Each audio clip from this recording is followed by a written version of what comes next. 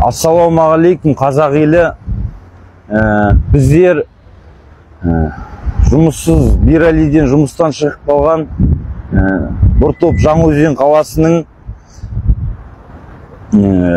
мамандары және мұнайшыларымыз Астанаға барып өзіміздің наразылығымызды білдіріп, заңсыздықтарды болып жатқан жеткізгеніміз үшін біздерді собыр жинап Жаңаөзен қаласына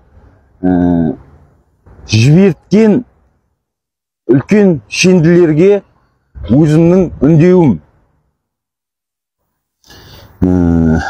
Енді сендер халықты өзенге жіберетін кезде мына ел тыныштығы үшін,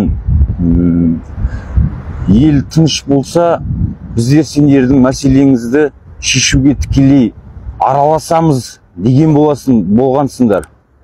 Сол үшін халықтың алдына барып, осында белсенді топ, елдің тыныштығы үшін, міне осындай үлкен кісілер біздің шаруамызды шешуіне үлесімізді қосып, шешіп беруге көмектесеміз дегеннен кейін, мына халықты біз өзенге жіберуге жалпай жібердік.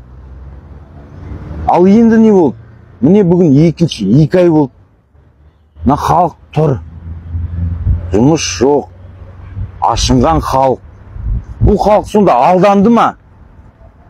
Тағы таза алдадыңдар ма сонда бізді?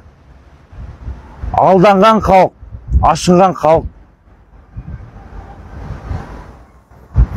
Ал енді жақсы болмайтын сияқты. Неге десең, бүгін міне халық өздері қайттан арыздарын жазып, міне былай қарап отырсаң, осылардың өзенге кетуіне біздің және басқа да адамдардың қатысу болғаннан кейін, бұлар бізге назарын да білдіріп отыр. Былай айтқанда, сіздің ана адамдарыңыз қайда шешем деген?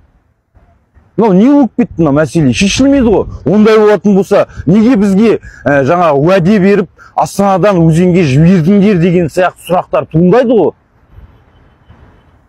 Сол сұрақтар туындап жатыр. Енді мына халық қайттан Астанаға кетпекші болып, арыздарын жазып жатыр. Ал сол жақсы ма? Мына президентіміздің айтып жатқан жаңа Қазақстанына сай ма бұл? Ешқандай да сай емес. Халықты жібердік, 10 бала болып Астанада қалдық. 10 күн дәм болсын тек айқайласып бір-бірімізбен жүрдік.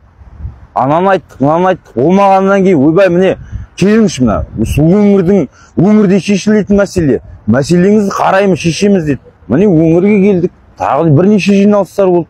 Баяғы бір кассет айналып жатқан. Сондықтан жоғарыдағыларға айтарым, мына мәселеге тікелей қатысып араласпасаңыз, мына халыққа ертең ешкім жауап бере алмай қалады. Сол айтарым, мына мәселені тездетіп шешіп беріңіз бізге. Әйтпесе мына халық Астанаға барайын деп тұр. Дұрыс па ағайын?